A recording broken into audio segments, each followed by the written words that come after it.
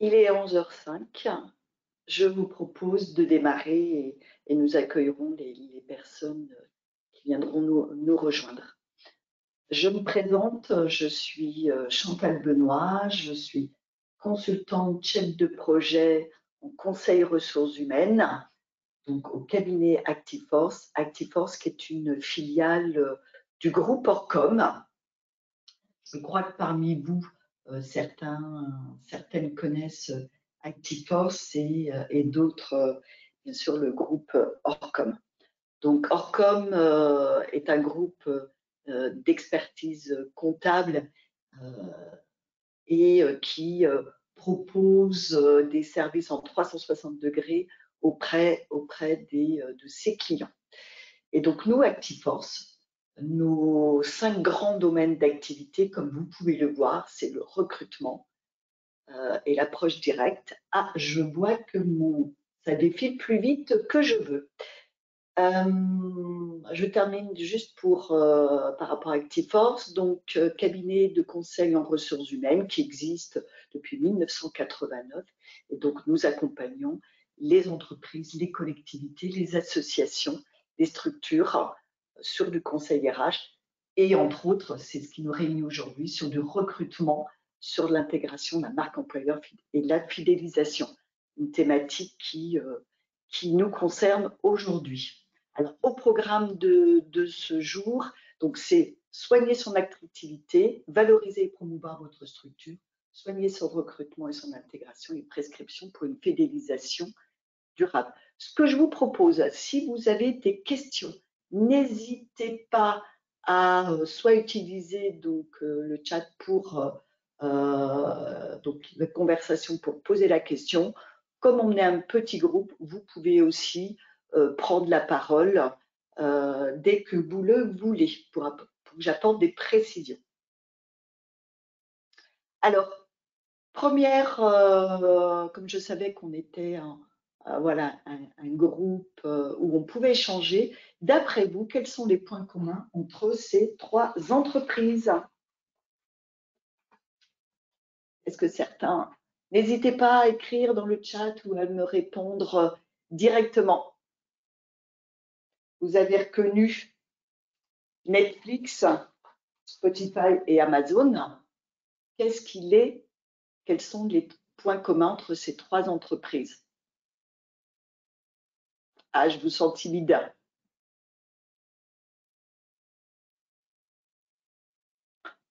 Alors, je vais apporter la réponse. Aujourd'hui, ces 3 applications, ces 3 entreprises nous connaissent bien. Et pour ceux qui adhèrent à ces applications, qui sont utilisateurs, eh bien, que ce soit Netflix, Spotify ou Amazon, nous proposent des services qui nous ressemblent. Ils vont nous choisir, par exemple, des films ou de la musique, ou des services qui correspondent à nos besoins. Donc, pourquoi ce premier exemple? C'est pour vous dire qu'aujourd'hui, le rapport de force a changé et qu'aujourd'hui, c'est les candidats qui sont amenés à choisir leur structure, leur entreprise. Donc déjà, un premier élément qui est, est-ce que vous savez ce qu'attendent vos équipes? Alors c'est vrai qu'avec la crise de la Covid, on sait tous, on parle même de grandes démissions dans ce secteur-là, les difficultés de recrutement qui ne sont pas propres au secteur social et médico-social, des problématiques aussi d'absentéisme, de fidélisation. Et c'est important de noter quelles sont les attentes de vos collaborateurs. Là, je n'ai mis une enquête récente de 2023, je n'ai mis que les attentes qui correspondent à quasiment à 50%. Donc, ce qu'on retrouve, et c'est revenu en première position, la rémunération des avantages, les conditions de travail et l'organisation de travail. On retrouve aussi l'intérêt du poste, l'intérêt des missions, ça pose la question du sens du travail. L'équilibre vie personnelle et vie professionnelle, donc comment attirer quand on sait qu'il faut travailler parfois en soirée, le week-end, le midi, voilà. Ce qui est important aussi, l'ambiance et les relations humaines, les relations avec l'équipe, les relations avec son manager, et puis des possibilités d'évolution. C'est important que vous gardiez en tête ces attentes, parce que les actions que vous allez conduire, que ce soit dans le cadre du recrutement ou de la fidélisation, ça va être important de répondre à ces attentes. Alors volontairement, je fais le choix de faire des allers-retours entre votre secteur d'activité, dans lequel j'interviens également, et d'autres structures. Et je voudrais vous montrer l'exemple de McDonald's, qui a été on va dire, précurseur dans les messages qu'ils envoient. Déjà en 2008, je ne sais pas si vous vous souvenez, mais leur slogan, c'était « Venez comme vous êtes ».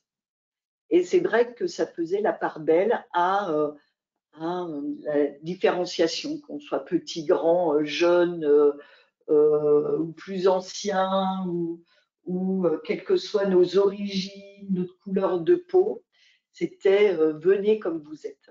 Ça, c'était en 2008. Et en 2018, par rapport aux attentes que je vous ai exprimées tout à l'heure, ils étaient déjà en avance. Il y a une vraie volonté pour les équipes d'apprendre, de développer ses compétences. Et donc, le slogan 2018, c'était « Chez McDo, j'apprends à chaque instant ». Et maintenant, si vous allez sur leur site en 2024, eh bien, il fait la part belle au travail d'équipe. Et c'est d'autant plus vrai avec les nouvelles générations, ou les nouveaux modes, je dirais, de vie, où la cohésion d'équipe, le travail d'équipe est important. Et ils l'ont retracé dans ce message. Alors, quelques éléments clés qui est une étude montre que 75% des demandeurs d'emploi ont déclaré qu'ils ne postuleraient pas à une offre d'emploi si la description du poste était mal rédigée. 41% déclaraient que si c'était mal écrit, ça entraînerait forcément un mauvais recrutement. Et 80% ont dit que s'il n'y a pas de salaire, on ne postule pas.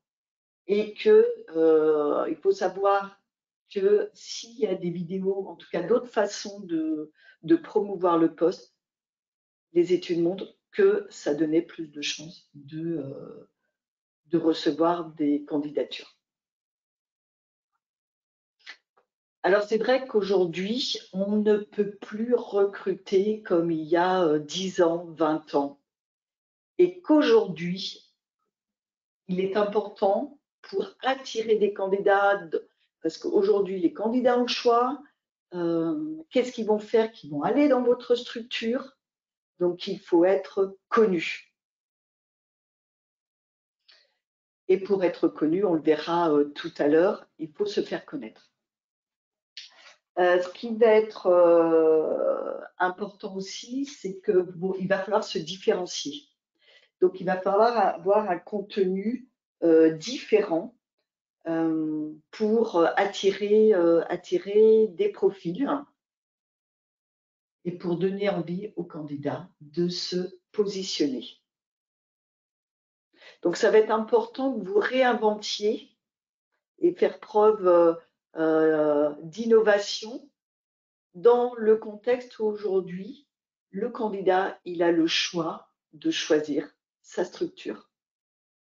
Et on voit dans certains secteurs ou certains métiers, je pense par exemple aux aides-soignantes, qui vont être plus attirées pour travailler dans des établissements grâce par exemple à des primes, la prime Ségur, etc. Donc c'est comment on peut les attirer au-delà du salaire, parce que vous êtes dans un environnement contraint et que vous ne pouvez pas faire ce que vous voulez. aujourd'hui, les candidats sont très sensibles, ils vont aller voir, et je ne sais pas si vous allez voir quel est l'avis qu'on donne ou les avis qu'on donne sur votre structure. Voilà, donc n'hésitez pas à aller voir sur Google, sur Indeed, sur tous les sites où vos candidats, les candidats ou vos collaborateurs donnent un avis sur vos structures. Et aujourd'hui, quand on postule, on va aller voir ces avis. Donc, ce qui est important aussi, c'est que dans votre process de recrutement, ce qu'on voit, c'est les annonces. Mais ce qui est important, c'est que vous soyez authentique et vrai. N'allez pas vendre quelque chose qui ne correspond pas à la réalité, au risque que la personne ne reste pas. Ce qui est important aussi, c'est que vous soyez différenciant et surtout que vous ayez une communication qui cible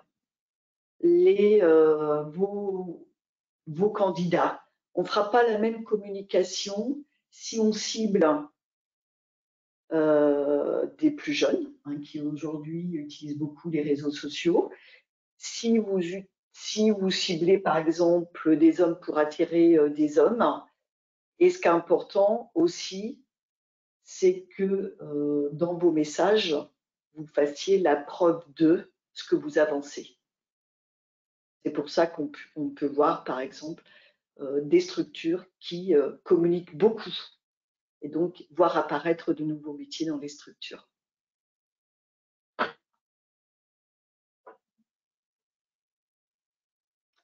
Alors, est-ce que vos structures sont sur les réseaux sociaux ?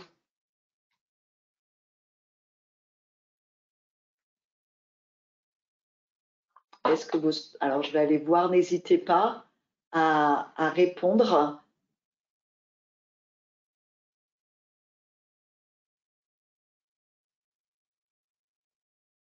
Est-ce que vous êtes sur les réseaux sociaux? Alors, LinkedIn, on va voir que ce soit Instagram, TikTok, Twitter.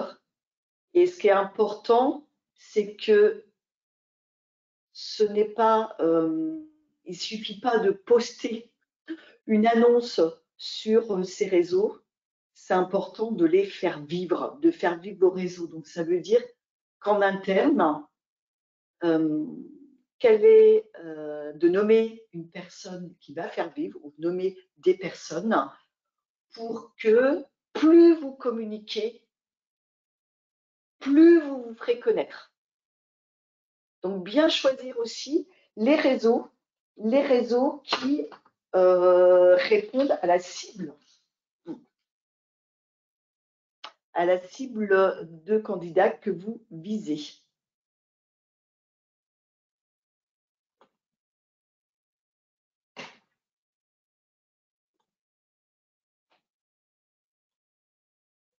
Alors, je vous ai mis, peut-être que vous connaissez, des exemples de sites qui communiquent beaucoup et qui communiquent d'une façon différente.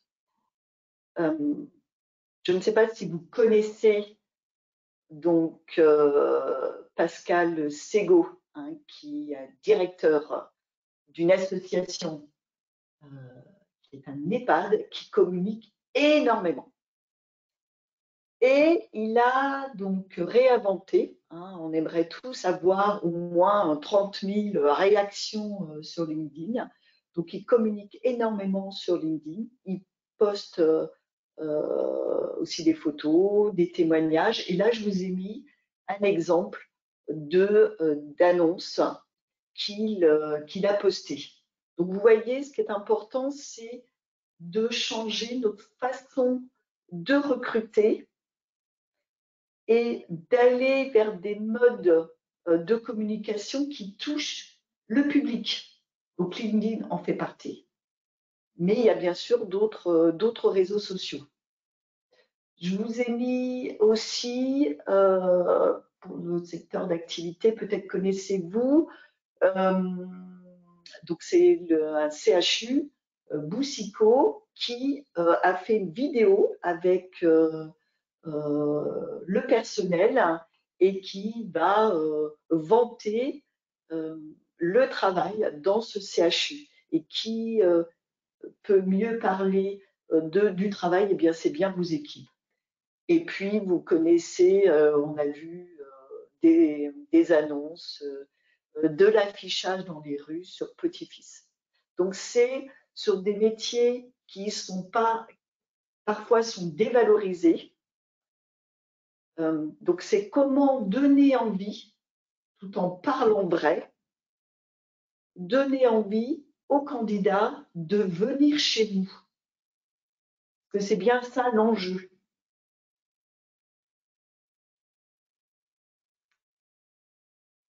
Et vous me direz si certains parmi vous ont transformé leurs salariés en ambassadeurs, qui de mieux que vos candidats, que vos employés, pour parler de vos structures.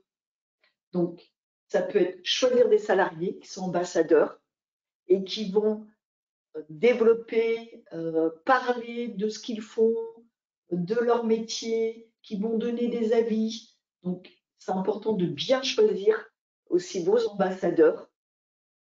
Ça peut être aussi, c'est aussi important de soigner les salariés qui partent. C'est un moyen aussi pour les équipes qui restent de dire on prend soin du personnel. Il ne suffit pas de prendre soin de, je dirais, du public, des bénéficiaires, des personnes que vous accompagnez. C'est important aussi de prendre soin de vos salariés. Et puis aussi, est-ce que vous donnez la possibilité à des anciens salariés de revenir, quelle que soit la raison pour laquelle ils ont quitté votre structure? D'où l'importance de soigner le départ. Et puis aussi, il y a des exemples de salariés, d'entreprises qui, ce sont les salariés qui recrutent. Parce qu'aujourd'hui, ce qui est important, quand on est en phase de recrutement, fini l'inquisition des entretiens où on est uniquement dans un certain nombre de questions qu'on pose, mais c'est donner envie aux candidats de venir. Donc, qui peut mieux parler de son emploi avec ce qui est facile, ce qui est difficile, on ne cache rien. Et à vous de définir, est-ce que, à quel moment les salariés donc, peuvent intervenir dans la phase de recrutement, que ce soit dans la phase préqualification, dans la phase d'entretien de recrutement, et après, bien sûr, à toutes les autres étapes. Mais n'hésitez pas, c'est une façon aussi de reconnaître vos salariés.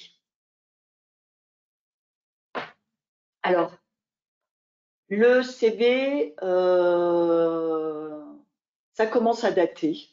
Et aujourd'hui, il y a peut-être à réinventer d'autres façons de recruter.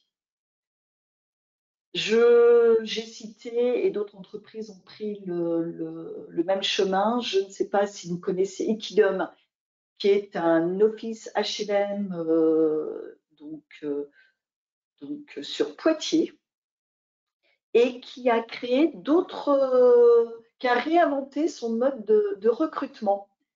Vous connaissez, ou si vous ne connaissez pas, je vous invite à les consulter. Si vous connaissez l'émission de télé The Voice, eh bien en fait Equidom a proposé ce même fonctionnement en 3 étapes. Une première étape où ils ont communiqué auprès de leurs prescripteurs des écoles, parler des métiers, des différents métiers d'Equidom. Ils ont récolté 300 inscriptions, et pour la deuxième étape qui était, les candidats avaient 7 minutes pour se présenter, ils avaient un temps de préparation, et les recruteurs, comme dans The Box, écoutaient et ne voyaient pas de candidats. Et après, donc, on a eu une troisième étape et toutes les personnes qui ont été retenues ont eu un entretien plus professionnel. Il y avait 15 postes à pourvoir. Les 15 postes ont été pourvus, donc une belle réussite. La CAF de la Turenne, mais sans doute d'autres structures, a réfléchi aussi d'autres moyens de recruter. Et eux, c'est plutôt vie ma vie. Pas de CV, pas de CV. Ils ont passé des conventions avec Pôle emploi et pour recruter des demandeurs d'emploi qui viennent pendant une journée avec les agents de la CAF et qui donc vont à côté des agents, voir ce qu'ils font. L'objectif, c'est vraiment voir le monter. Il est hors de question d'édulcorer leur mode de fonctionnement. Et après, à la fin de la journée, on demande aux candidats s'ils souhaitent euh, donc postuler pour la CAF et ceux qui souhaitent postuler, les salariés qui ont participé à ce recrutement disent s'ils ont envie que ces candidats deviennent des futurs collègues. Donc là, il y a vraiment une participation des collaborateurs. Et puis, il existe aussi des plateformes sans CV. Aujourd'hui, il faut vraiment simplifier parce qu'on voit encore sur les plateformes des entreprises où il faut mettre un CV, une lettre de motivation, répondre à des questions, ça rebute les candidats. Donc, simplifier, simplifier. Encore d'autres questions qui est quels sont les points communs entre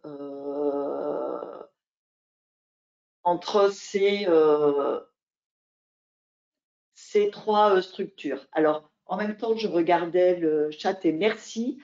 Certains me disent utiliser donc LinkedIn, Instagram. Donc, merci pour vos réponses. Alors, pourquoi ces points communs?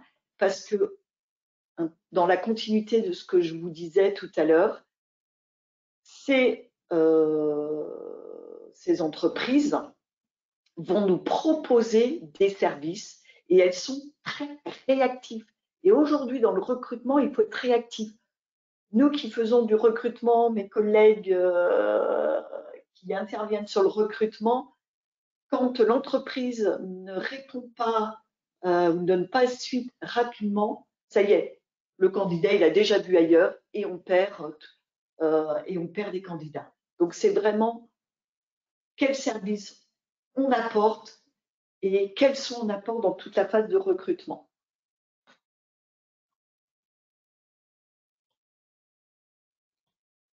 Je poursuis.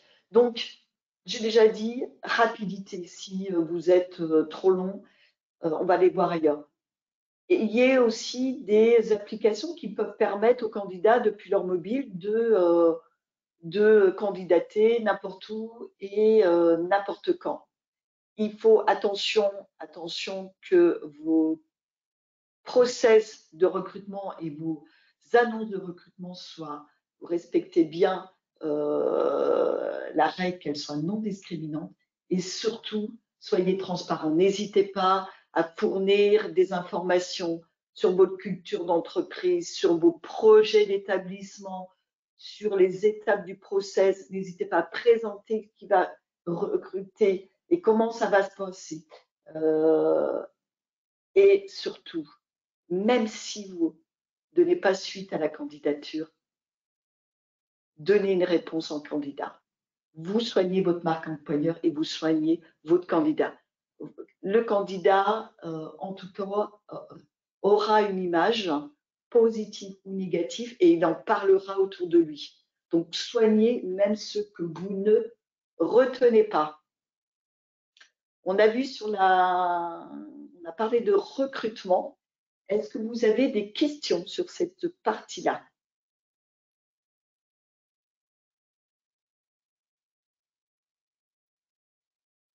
Je poursuis. Donc, ce que je veux vous dire, c'est soyez différenciants. Et ce que le candidat voit, c'est les annonces, mais il va aussi voir tout ce qui se dit sur votre entreprise, votre structure, votre association. Donc, c'est important aussi de communiquer et sur votre structure. Alors, pour fidéliser, une fois que le candidat a dit oui et que vous également, eh bien, vous faites quoi? Et c'est important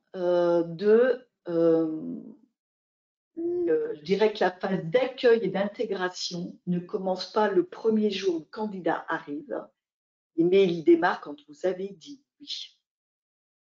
Et c'est important de réfléchir à ce que vous pouvez mettre en place dans cette phase entre le moment où vous avez dit oui et le moment où le candidat arrive. Donc, important de mettre en place bien tout ce qu'il faudra préparer, donc avoir une checklist, qui il faut informer, quels sont les outils. Je ne sais pas, par exemple, des téléphones, ça peut être d'autres équipements, des blouses, ça peut être quels sont tous les équipements. Comment va se passer l'accompagnement et l'intégration? N'hésitez pas à en parler. Mettre en place des parrains ou des marraines, voire préparer des cadeaux, les welcome packs, des cadeaux de bienvenue. Qu'est-ce que vous pouvez remettre à cette personne qui sera votre futur collaborateur? Donc, soignez cette phase qu'on appelle en recrutement de onboarding, comme je vous disais, la période où il y a la signature de contrat et l'arrivée. Important de garder du lien, parce que je ne sais pas si vous avez vécu ça, et j'espère que non, avec des candidats qui disent oui, voire qui signent des contrats et qui ne se présentent pas. Donc, gardez contact. Voyez-vous en interne qui le fait. Vous avez un parrain, une marraine. Prenez soin de cette période-là. Et après, le premier jour. Le premier jour, c'est un jour particulier. Qu'est-ce qu'on met en place?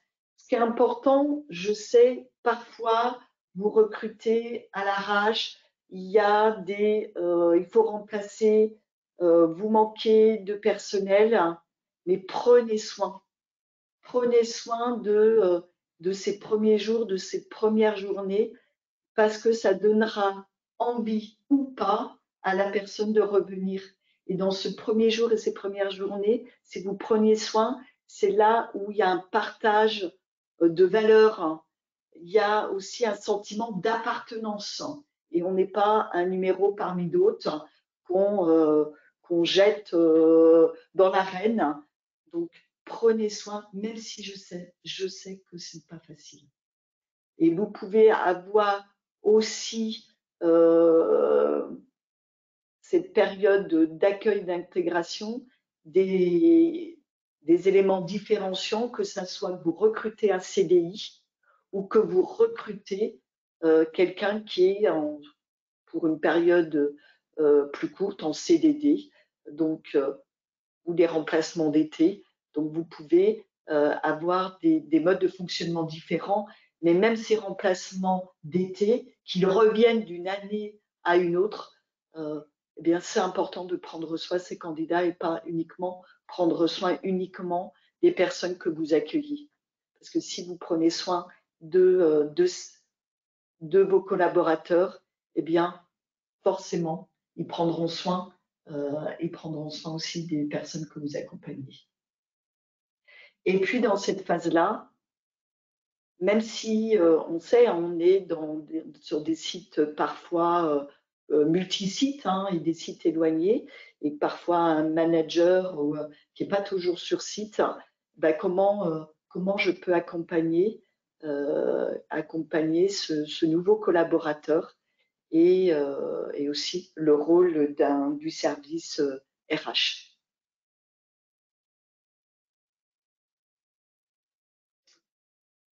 Alors, quelques données pour vous montrer l'importance de cette phase d'intégration. C'est 1 cas sur 3 d'y avoir démissionné suite à une mauvaise intégration. 58% des collaborateurs, c'est énorme, a plus de chances d'être présents s'il y a eu une intégration structurée. Et 22%, ce qui est énorme, de collaborateurs dans les 45 premiers jours.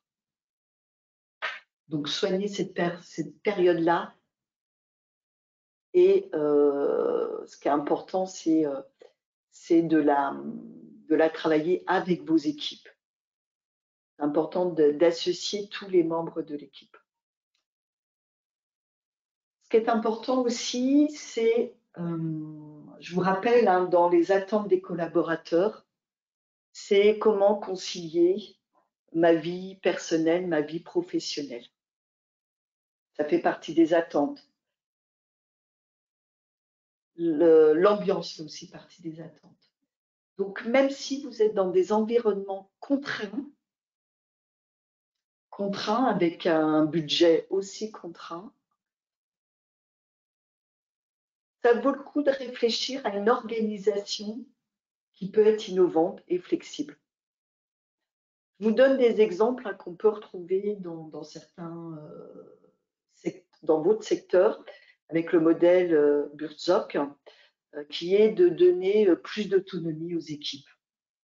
Ce qui suppose, et ça suppose aussi que dans vos valeurs, dans votre structure, eh bien, que la confiance, elle est accordée. Et ça ne doit pas être juste un mot, vide de sens, qu'il y ait une égalité de traitement entre collaborateurs, qu'il y ait une liberté donnée, et puis aussi qu'on responsabilise. Ça s'accompagne, ça ne se décrète pas.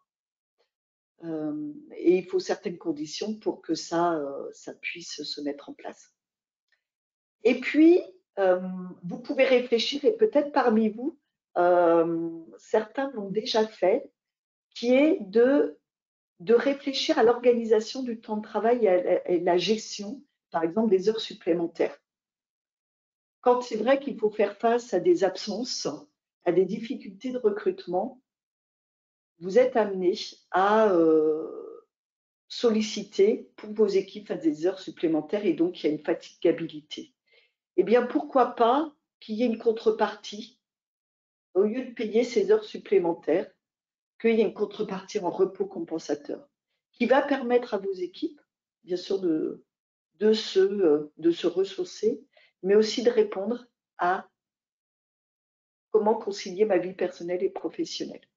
Et je vous ai mis, parce que je fais partie d'une équipe et on accompagne aussi sur le volet, je dirais, droit social.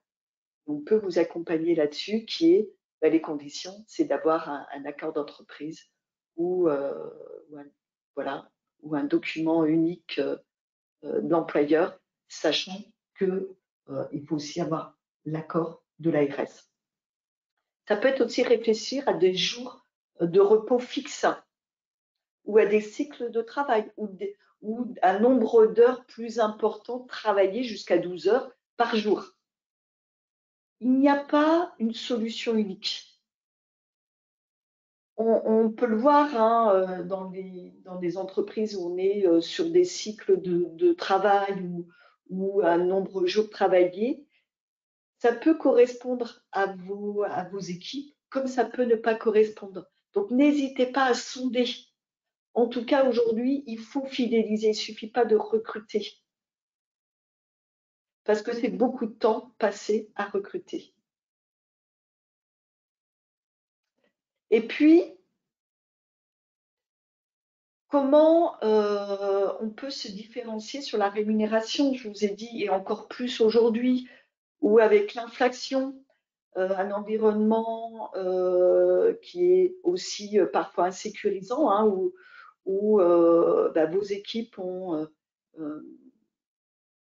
un pouvoir d'achat qui n'a pas augmenté. Donc, comment pouvoir répondre à cette problématique et avoir une rémunération différenciante. Ça peut être par exemple des exemples, je vous en cite, des primes d'assiduité et en valorisant ceux qui sont fidèles, donc avec des primes plus importantes pour ceux qui sont fidèles. Et puis, critères aussi d'assiduité. Hein. Bien sûr, il y a des conditions de mise en place et une validation de l'ARS. Ça peut être aussi réfléchir à des avantages et surtout communiquer sur ces avantages. J'interviens actuellement auprès d'une association d'aide à domicile où pourtant ils ont mis en place un certain nombre d'avantages et il faut vraiment communiquer parce que les personnes pensent qu'elles le touchent davantage si elles sont en CESU, alors que c'est faux. Et donc, c'est mise en place de téléphones et de téléphones récents, ça peut être mise en place de véhicules.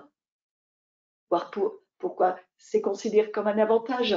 Parce qu'il n'y a plus, on n'a plus à payer son assurance, ses frais d'entretien. Ça peut être des indemnisations qui sont beaucoup plus avantageuses. Et pourquoi pas d'aller au-delà du minimum légal dans une prise en charge de la mutuelle.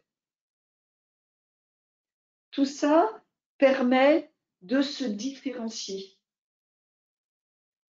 Bien sûr, il faut communiquer. Ce qui est aussi important, ça rejoint aussi l'organisation. Aujourd'hui, les personnes se posent la question, mais quel est le sens au travail? Il y a des études qui montrent un nombre important de gens, de personnes, hein, de salariés qui disent, je me pose la question, mais quel est le sens du travail? Et ça, à toutes les strates hiérarchiques, même managériales. Intéressant de se poser la question, mais remettre l'utilisateur, c'est-à-dire les personnes que vous accompagnez, au cœur de votre stratégie.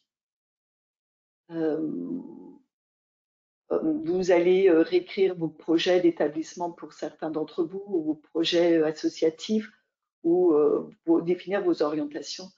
Donc, sortir, essayer de, ça peut être aussi décloisonner, sortir d'un fonctionnement par pôle ou par activité, créer des synergies pluridisciplinaires, ça ne va jamais de soi. Alors, je sais que ça existe, mais aller plus loin et aussi accompagner les transformations des pratiques des professionnels. On parle de plus en plus d'inclusion. Il y a des inquiétudes des personnels. Donc, comment on accompagne? Qu'est-ce que je mets en place? Comment je développe les compétences? Ça ne va jamais de soi. Manager différemment. Je sais aujourd'hui, les chefs de service sont beaucoup pris sur la gestion des actions, la gestion des plannings, sur le recrutement. Pourquoi ne pas le déléguer aux équipes et qu'ils retrouvent une position plus stratégique et qu'ils soient le relais de terrain, qu'ils soient de proximité. Favoriser, permettre aux équipes qu'elles prennent des initiatives et qu'on soit aussi dans la résolution de problèmes. Vous savez qu'il y a des irritants. Tant qu'on ne les règle pas, ça devient des problèmes et les équipes se focalisent là-dessus au risque de ne plus se focaliser sur l'accompagnement qu'elles font auprès du public. Simplifier les circuits d'information, de décision et valoriser aussi les belles histoires individuelles et collectives. Des exemples, hein, travailler sur les irritants, simplification des circuits d'information de décision, réfléchissez à des démarches de qualité de vie au travail, conditions de vie au travail. Pourquoi pas de réfléchir dans d'autres méthodes comme des démarches d'innovation à partir des démarches d'intelligence collective comme le design thinking. Voilà. N'hésitez pas à repenser le management. J'arrive au terme de cette présentation et nous pouvons prendre quelques minutes pour échanger. Ce qu'on peut dire, c'est qu'aujourd'hui, vous n'avez plus le choix que d'innover, expérimenter et surtout quand vous expérimentez, évaluer aussi les actions que vous conduisez. Il ne suffit pas de partir tout azimut auprès des écoles, auprès des prescripteurs, communiquer davantage auprès des réseaux sociaux, mais expérimenter et voyez les effets produits. Ce qui est important, c'est aussi de co-construire avec les équipes. Qui peut mieux parler et parfois vous pourriez être même surpris de ce que peuvent dire les équipes de vos entreprises, de vos structures, de vos associations. Ce sont de vrais ambassadeurs. Elles sont fières de leur métier. Donc, utilisez ce bel atout. Accompagnez vos professionnels. Les publics changent. Ce sont des métiers difficiles et c'est important de les accompagner, prendre soin d'eux et accompagner les managers parce que les collaborateurs changent, leurs besoins changent et c'est important de les fidéliser. Donc, accompagnons les managers et puis célébrer, communiquer sur vos belles réussites. Voilà. Je vous remercie pour ce temps. Est-ce que vous avez des questions? N'hésitez pas, soit à ouvrir vos micros, soit à poser la question sur le chat. Et on vous transmettra aussi les études. Hein, il y a une question de cours sur les études, donc je transmettrai.